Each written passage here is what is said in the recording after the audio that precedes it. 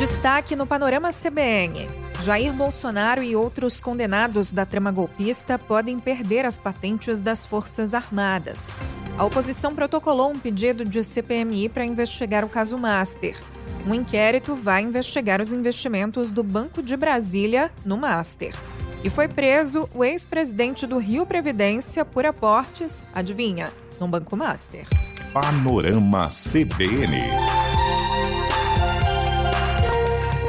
Olá, bem-vinda, bem-vindo. Eu sou Nadédia Calado. Essa é a segunda edição do Panorama CBN e a gente te conta em menos de 30 minutos as principais notícias do dia.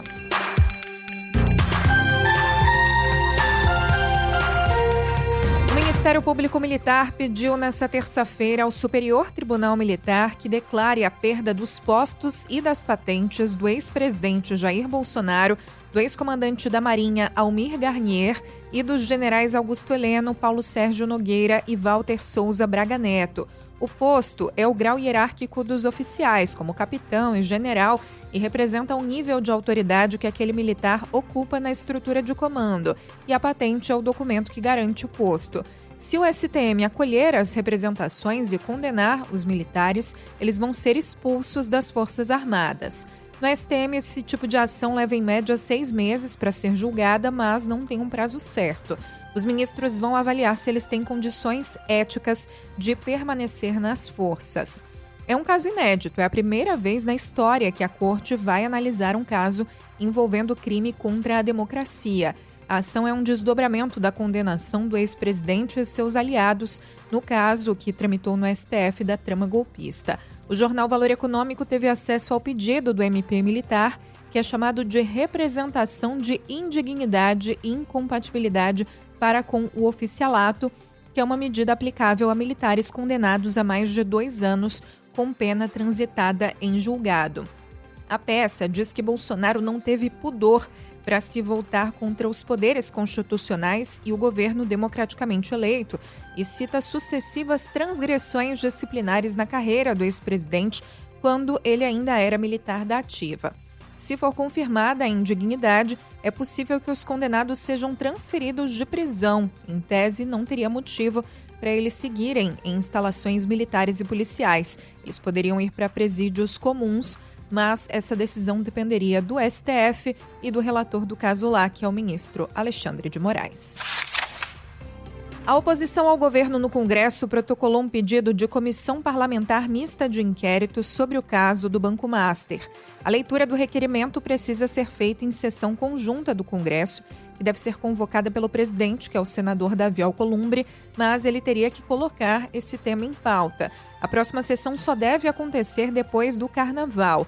A proposta é do deputado Carlos Jordi, do PL, que reuniu 280 assinaturas e quer investigação do caso com foco em ministros do Supremo e integrantes do governo federal. Demonstrando que há uma indignação muito grande da população. A população faz um eco muito grande nas ruas e o Congresso Nacional está ouvindo esse clamor, esse eco de que é necessário passar o Brasil a limpo, não permitir que a impunidade seja uma regra no nosso país, sobretudo nesses que se julgam acima da lei.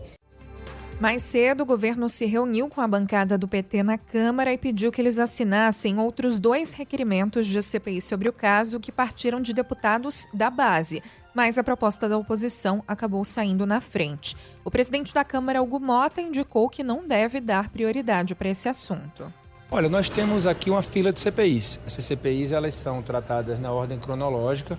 No ano passado, nós tivemos aí algo em torno de 15, 16 CPIs protocoladas. Acabamos não instalando nenhuma e agora nós vamos fazer o debate sobre essas CPIs. A Câmara tem que obedecer essa ordem cronológica, tem que obedecer regimentalmente o funcionamento de 5 CPIs ao mesmo tempo, se for decisão da presidência instalar, e nós vamos, no momento certo, estar tratando dessa pauta de CPI. E a Polícia Federal abriu um inquérito para investigar o Banco de Brasília, o BRB, por suspeitas de gestão fraudulenta. Lembrando que no ano passado o BRB tentou comprar o Master, mas a operação foi barrada pelo Banco Central e o Master acabou liquidado. A investigação foi motivada por uma análise interna do próprio BRB.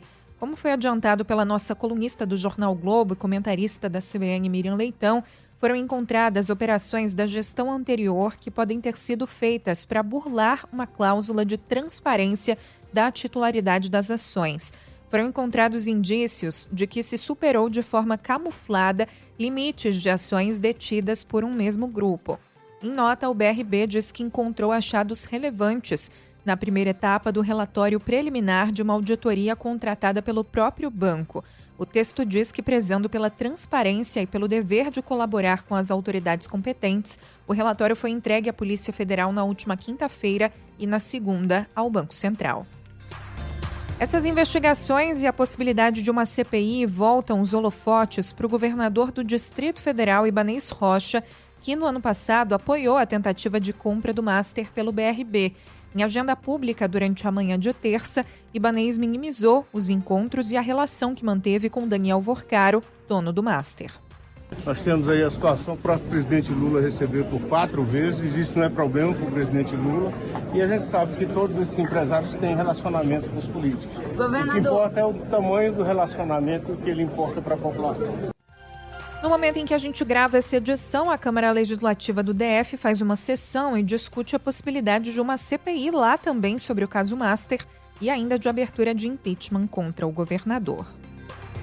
E tem mais, o ex-presidente do Rio Previdência, Davis Marcon Antunes, foi preso por agentes da Polícia Federal e da Polícia Rodoviária Federal em Itatiaia, no sul do Rio de Janeiro. Depois de desembarcar no aeroporto de Guarulhos e alugar um carro para seguir para o Rio, Davis foi interceptado no caminho pela PRF.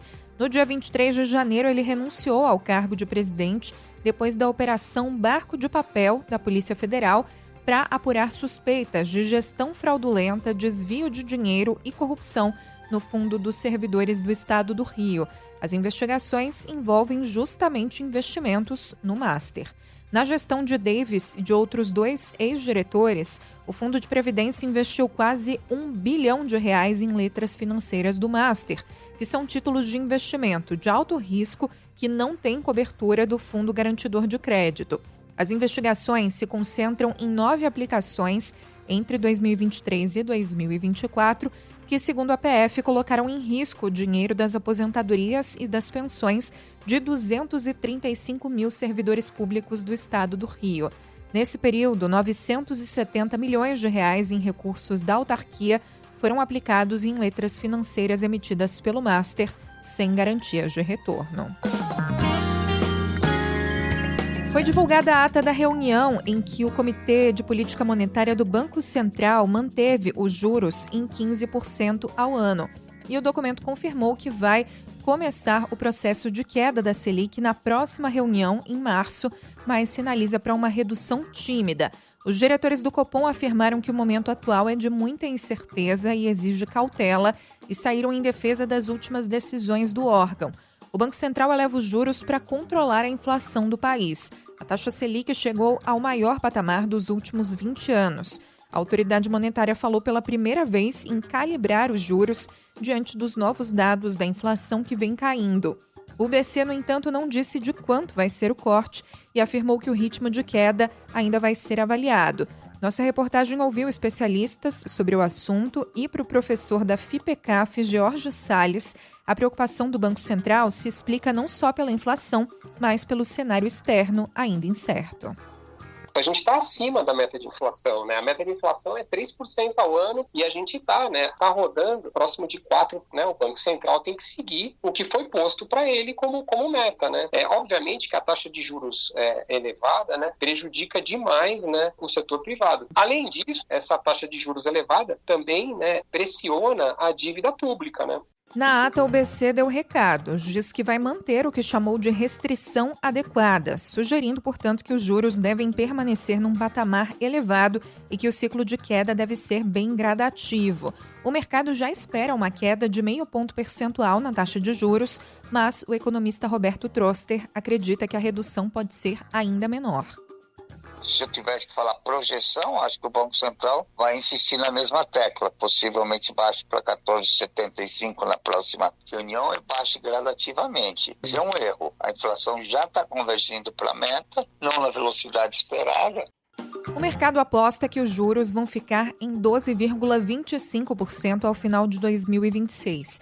Os economistas preveem ainda que a inflação vai fechar o ano em 3,99%, então ainda acima da meta central, que é de 3%, mas dentro do intervalo de tolerância. A produção industrial brasileira caiu 1,2% entre novembro e dezembro. Segundo o IBGE, é o pior resultado desde julho de 2024. O movimento acentua o comportamento predominantemente negativo observado desde setembro. No período, o setor acumulou perda de 1,9%. Apesar disso, a indústria teve em 2025 o terceiro ano seguido de alta, com crescimento de 0,6%. O ministro da Fazenda, Fernando Haddad, afirmou que o presidente Lula ainda não tomou nenhuma decisão sobre as indicações para a diretoria do Banco Central. Haddad diz que sugeriu ao presidente os nomes do secretário de Política Econômica, Guilherme Mello, e do economista Tiago Cavalcante, professor de Cambridge e da FGV São Paulo. A Bolsa de Valores de São Paulo fechou o dia em alta de 1,58% e bateu mais um recorde histórico aos 185.674 pontos. O dólar comercial fechou em baixa de 0,15%, cotado a R$ 5,25, e o euro fechou em 6,20, alta de 0,06%. Os Estados Unidos derrubaram um drone militar iraniano que se aproximou de um dos porta-aviões norte-americanos que navegam rumo ao Irã. O presidente Donald Trump tem pressionado o Teherã para assinar um acordo nuclear entre os dois países e exige que o governo iraniano abandone o programa de enriquecimento de urânio, que possibilita a construção de armas de destruição em massa.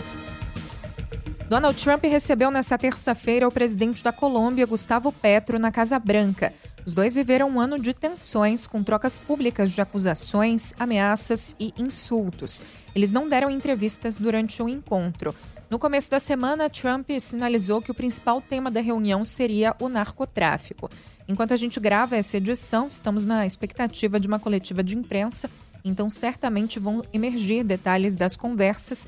Como sempre, você pode acompanhar na programação da CBN, no site cbn.globo.com e em próximas edições aqui do podcast. O ex-presidente americano Bill Clinton e a ex-secretária de Estado Hillary Clinton concordaram em depor no Congresso dos Estados Unidos na investigação sobre o caso Jeffrey Epstein. O empresário morto na prisão em 2019, lembrando, foi condenado por crimes sexuais e acusado de comandar um esquema de abuso e tráfico de meninas menores de idade. A ida do casal Clinton, que a princípio se recusava alegando perseguição, é considerada uma vitória dos republicanos para desviar o foco sobre a ligação de Epstein com Donald Trump. Fotos dos arquivos do caso Epstein mostram que tanto Trump quanto Clinton se encontraram com o bilionário em diversas ocasiões. O porta-voz de Clinton disse que ele rompeu relações com Epstein muito antes de os crimes virem à tona. Os novos arquivos divulgados na última semana também fazem menção a Donald Trump, que admite que foi amigo próximo de Epstein até o início dos anos 2000. Nessa segunda, após o governo publicar mais de 3 milhões de páginas sobre a investigação, Trump disse que nunca foi à ilha onde Epstein abusava das vítimas e ameaçou processar opositores que o ligam ao caso. O Departamento de Justiça dos Estados Unidos vem sofrendo críticas por não ter divulgado a totalidade de documentos dos arquivos Epstein, mas afirmou que o caso está concluído. Foram divulgados 3 milhões de arquivos, mas seriam 6 milhões no total. Alguns defensores públicos e democratas dizem que parte dos documentos estão retidos, o que vai contra a Lei de Transparência dos Arquivos Epstein, aprovada em dezembro, que obriga a revelação de todos os arquivos da investigação. Em entrevista à CBN, Ana Carolina Marzon, que é professora de Relações Internacionais da Escola de Sociologia e Política de São Paulo, falou sobre os impactos da crise para o presidente americano. O nome de Donald Trump foi mencionado muitas vezes, não foram poucas. Eles trazem, como eu comentei, uma série de pessoas muito influentes, inclusive o presidente dos Estados Unidos, e isso vem custando a ele capital político. Esses documentos são um golpe político para o Donald Trump. Então, nós sabemos que qualquer escândalo para figuras políticas é bastante complicado. Agora, um escândalo do nível como o do Epstein é um golpe muito duro para as figuras envolvidas. Apesar de tudo isso, Donald Trump ainda se mantém. Donald Trump, apesar de extremamente polêmico, apesar de estar sendo citado em todos esses documentos, ele foi o presidente eleito democraticamente nos Estados Unidos. Então, existe um processo. A retirada de um presidente, como nós sabemos aqui no Brasil, não é um processo leviano. Alguns documentos apontam ligação com o Brasil. Um depoimento afirma que o empresário teria uma conexão no Brasil com uma agente que conseguia garotas menores de idade quando ele estava aqui a trabalho. Mencionam também que ao menos 4 garotas brasileiras, inclusive adolescentes, teriam sido levadas para ele em uma festa em uma de suas casas nos Estados Unidos. Em dezembro, a BBC News Brasil mostrou que uma das vítimas de Epstein disse que ao menos 50 brasileiras estiveram na mansão dele. Há ainda conversas em e-mails sobre uma ideia de criar um concurso de beleza para atrair garotas jovens no Brasil e outra de adquirir uma revista de moda para atrair modelos. O presidente dos Estados Unidos, Donald Trump, intensificou os ataques contra a Universidade de Harvard e exigiu que a instituição pague um acordo de $1 bilhão por danos. Trump e aliados têm investido contra uma das universidades mais conhecidas do mundo, desde que estudantes promoveram uma série de manifestações no campus em defesa dos palestinos contra os ataques de Israel na faixa de Gaza. Harvard vive uma batalha judicial com o governo Trump para restabelecer mais de $2,5 bilhões em financiamentos federais congelados no ano passado.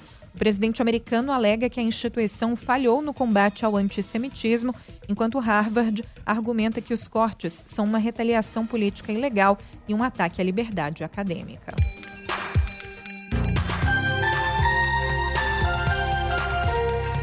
A Câmara Municipal do Recife rejeitou o pedido de impeachment contra o prefeito João Campos. A denúncia teve 25 votos contrários à abertura do processo, 9 favoráveis e uma abstenção. O pedido foi protocolado por denúncias de fraude e favorecimento político em um concurso público para o cargo de procurador do município. A gestão foi acusada de nomear irregularmente um candidato para uma vaga reservada a pessoas com deficiência.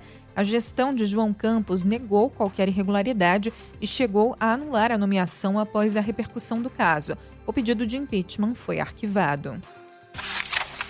A Justiça determinou a cassação dos mandatos de 7 dos 9 vereadores do município de Francisco Alves, no Paraná.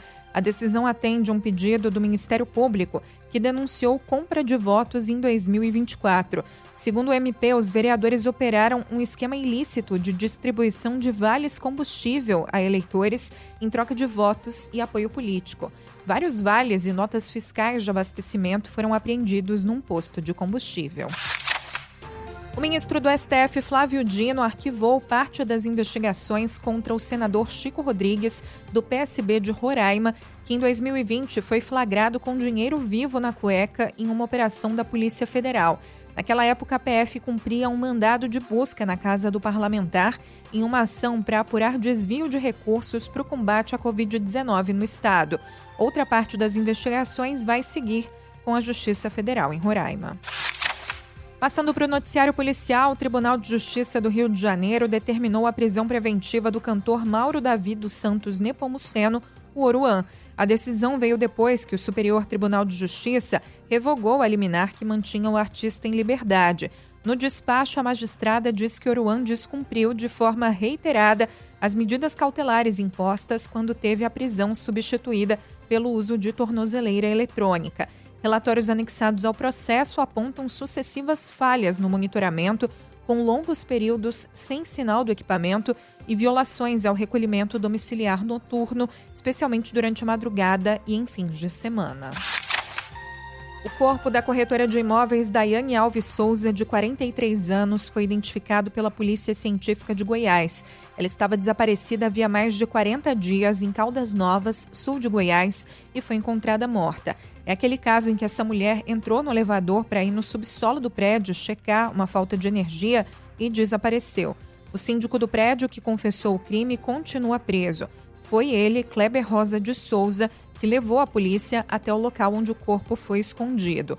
O filho dele, Maicon Douglas Souza de Oliveira, também foi preso, suspeito de ajudar no crime. Um trabalho conjunto das polícias civis de São Paulo e do Distrito Federal desmontou 2 quadrilhas especializadas no golpe do falso advogado.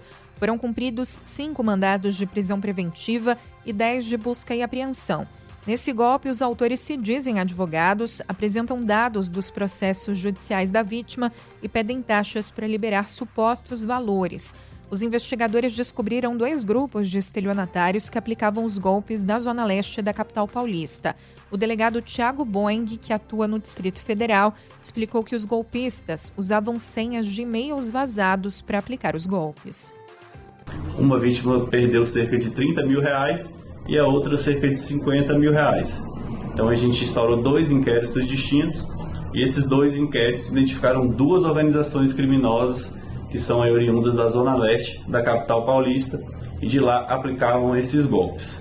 A gente identificou que esses autores eles tinham acesso a senhas de e-mails que eram vazadas na internet e aí conseguiu inicialmente acessar o e-mail dos advogados. E a partir do momento que eles tinham acesso ao e-mail, eles entravam no PJE e recuperavam a senha e aí passavam também a assumir ali a consulta aos processos judiciais. PJE é o Processo Judicial Eletrônico. É um sistema desenvolvido pelo Conselho Nacional de Justiça que permite o acompanhamento do trâmite processual. Os autores vão responder pelos crimes de estelionato por meio de fraude eletrônica, lavagem de capitais e organização criminosa. O Brasil registrou aumento de 4,5% nas mortes cometidas por policiais em 2025, segundo dados divulgados pelo Ministério da Justiça. Ao todo, 6.519 pessoas foram mortas pelas polícias de todos os estados no ano passado. As mortes de policiais tiveram queda, assim como os casos de suicídio envolvendo agentes de segurança na comparação com 2024. Um ônibus capotou e deixou 15 mortos e vários feridos no sertão alagoano nesta terça-feira. As vítimas eram romeiros que estavam em Juazeiro do Norte. A Polícia Civil instaurou um inquérito para apurar as causas do acidente. A Agência Nacional de Vigilância Sanitária publicou um conjunto de resoluções que detalha como vai funcionar o cultivo de cannabis no Brasil. O pacote também cria um ambiente regulatório experimental para testar, sob supervisão da agência, modelos de fornecimento fora do padrão industrial, como os adotados por associações de pacientes. A autorização para o cultivo já tinha sido anunciada pela Anvisa na semana passada. Agora, com a publicação das normas no Diário Oficial da União, a agência estabelece regras práticas para o plantio, a pesquisa científica, a produção de insumos e o funcionamento desse modelo experimental. Um novo estudo global da Organização Mundial da Saúde e da Agência Internacional de Pesquisa em Câncer aponta que quase 40% dos casos de câncer registrados no mundo poderiam ser evitados com a redução de fatores de risco já conhecidos. Isso significa que cerca de 7 milhões dos quase 19 milhões de novos diagnósticos feitos em 2022 estão ligados a causas preveníveis, como tabagismo, consumo de álcool, excesso de peso, infecções, poluição do ar e exposição excessiva ao sol. O estudo foi publicado na revista científica Nature Medicine e divulgado às vésperas do Dia Mundial do Câncer, que é 4 de fevereiro, nesta quarta-feira.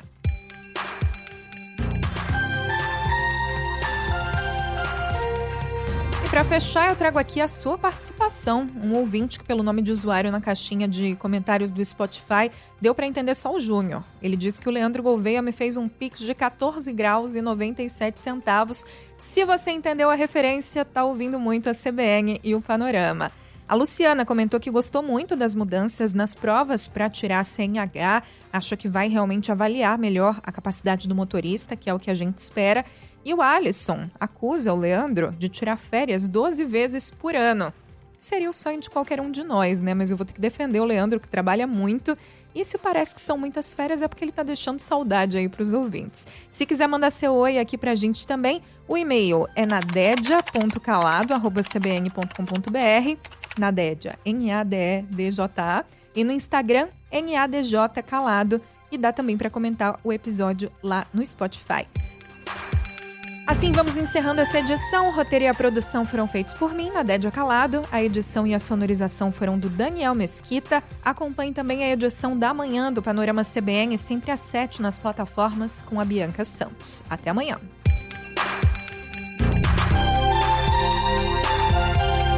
Panorama CBN. As principais notícias do dia em menos de meia hora.